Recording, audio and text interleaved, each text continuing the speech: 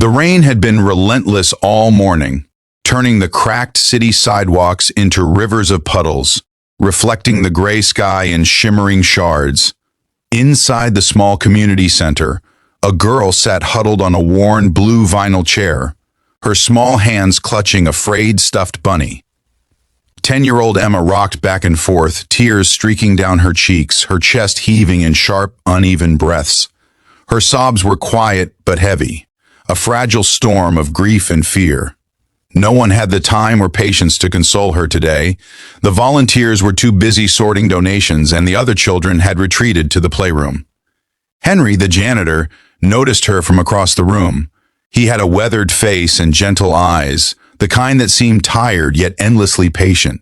He'd seen pain before, not just the messes of this world, but the quiet heartbreak that went unnoticed.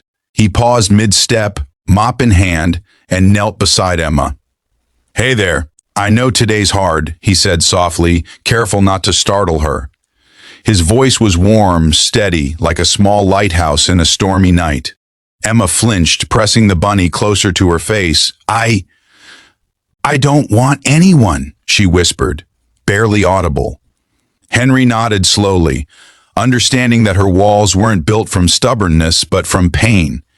He reached into his pocket and pulled out a small bottle of bubbles, something he kept from when his own daughter had been little, years ago. He twisted the wand carefully, dipped it in the iridescent liquid, and blew gently. Tiny, glimmering spheres floated in the air, catching the fluorescent light and drifting lazily around the room. Emma's tears slowed. Her eyes widened at the shimmering bubbles. One landed on her hand, bursting with a tiny pop that made her giggle, a sound so rare and fragile it made Henry's chest tighten. "See?" he said, smiling gently. "Even small things can be magical sometimes." She watched as he blew another string of bubbles, this time swirling them toward her. Hesitantly, she reached out to catch one. The rainbow light reflected in her eyes, and for the first time that day, the fear in her gaze softened. Do they really float?" she asked, a small tremor in her voice betraying hope.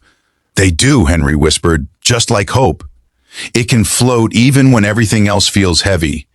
He didn't know it yet, but in that very moment, someone was watching from the doorway. A woman in her mid-30s, impeccably dressed, stood frozen, her hand pressed to her mouth. Her eyes were wide, brimming with disbelief and awe. Her name was Isabella, Emma's mother, a billionaire who had spent years away, building an empire and navigating a world that often demanded her all. She had come to check on her daughter, feeling guilty for the absence, but nothing in the lavish boardrooms or expensive cars had prepared her for this scene. A simple man, with no status or fortune, giving her child the kind of love money could never buy. Henry didn't notice Isabella at first. He just continued blowing bubbles, watching Emma laugh softly, her laughter like sunlight breaking through storm clouds. "You're brave, you know," he said. "Even when it feels like no one sees you, even when it feels like you're alone, you're still here." Emma sniffled and wiped her nose. I just missed my mom," she admitted, her voice barely above a whisper. Henry's heart ached, and he gave her a reassuring nod. "It's okay. She's coming back, I promise. And until then, you've got someone to make sure today isn't all tears." The tension in the room softened as more bubbles filled the air, floating in slow motion, reflecting the muted daylight streaming through rain-streaked windows. For a brief, perfect moment, the world outside didn't exist. It was just Emma, Henry, and the fragile joy of iridescent spheres dancing in the quiet. Finally, Emma leaned against Henry, her small body trembling. "Thank you," she murmured. Henry ruffled her hair gently, hiding his own tears. "Always," he said, voice catching slightly. From the doorway, Isabella wiped a tear she hadn't realized had fallen. She stepped forward slowly, careful not to disturb the fragile moment. "Emma," she said softly, her voice breaking through Emma's protective bubble of vulnerability. The girl turned, eyes wide, unsure whether to flee or embrace. Henry looked up, meeting Isabella's gaze, and gave a small, almost imperceptible nod. a silent acknowledgement that love could come from any place, even the humblest heart. That day, in a room that smelled faintly of disinfectant and old books, a bridge began forming. A bridge between absence and presence, between wealth and warmth, between a little girl's fear and the quiet courage that kindness could inspire. The bridge between hearts. Isabella knelt in front of Emma, her designer heels sinking slightly into the linoleum floor. She took a deep breath, the scent of rain and bubbles mingling in the air, before reaching out to brush a strand of wet hair from her daughter's face. Emma stiffened, torn between trust and fear. I'm so sorry, Isabella whispered, her voice thick with regret. I should have been here. I should have. Henry cleared his throat softly, giving the two a moment alone while keeping a respectful distance. He knew the weight of words like apology and love. They could heal or break, depending on timing and intention. Emma finally leaned into her mother, wrapping her small arms around Isabella. Tears streamed down both their faces, a quiet symphony of sorrow and relief. I missed you, Emma whispered, voice cracking. I missed you too, Isabella said, holding her tight. More than you know. Henry smiled faintly, watching the mother and daughter reconnect. He knew that money, luxury, and status could never replace the simple acts of presence and attention. His own daughter had been gone for years, but he found a kind of redemption in this small act, reminding someone that they were seen, that they were loved, even in the shadows of despair.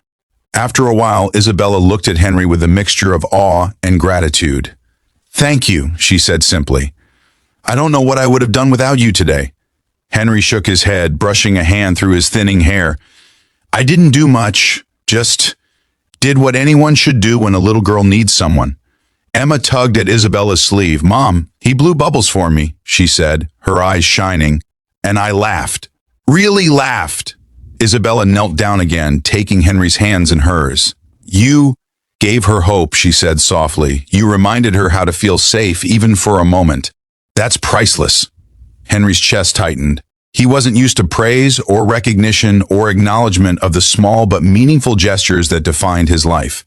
He just nodded. Sometimes, that's all a child needs. Together, the three of them walked to the small garden outside the center. Rain had stopped, leaving the air fresh with the scent of wet earth. The sky had cleared slightly, streaks of pink and gold reflecting off puddles on the cracked pavement. Emma ran ahead, her laughter echoing like bells, Henry trailing behind with a careful watch, and Isabella walking with quiet gratitude beside him. For the first time in months, Isabella allowed herself to breathe, to realize that wealth could never replace the simple human acts that mattered most. She watched Henry kneel to show Emma a ladybug crawling along a leaf, and she realized that kindness, compassion, and the courage to be present were the real treasures of life. By the time they returned to the community center, Emma was holding a small bouquet of wildflowers she'd picked from the garden, pressed tightly to her chest. She handed it to Henry with a shy smile. For you, she said. Henry's eyes glistened. Thank you, Emma. You've made my day brighter than these flowers ever could. As Isabella hugged her daughter one more time, Henry stepped back, allowing the moment to linger. He realized that sometimes redemption wasn't about fixing the past. It was about small, selfless acts that created ripples of love and healing in the lives of others. And as the sun broke through the clouds, casting golden light across the center, three hearts, each carrying their own scars, fears, and hopes, felt a connection that transcended wealth, status, or circumstance. Emma's laughter, Isabella's tears, and Henry's quiet smile blended into a harmony of compassion and love. For Emma, the world felt a little less lonely. For Isabella, the truth of unconditional love had returned. And for Henry, a single act of kindness had reminded him that the human heart, no matter how battered, always had the capacity to heal, forgive, and embrace life again.